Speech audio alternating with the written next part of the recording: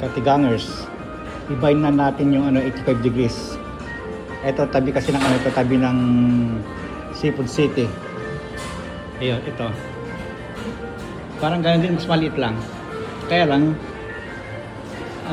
mas maliit pero mas mahal. Mas mahal. Kasi tig isa lang kaming tig-isa ka lang kaming binili nitong bread.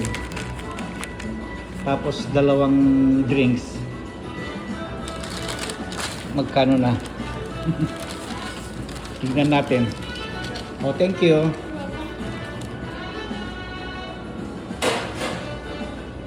$20.46 na. Ayan. Kaya mas mahal. Pero tikman natin.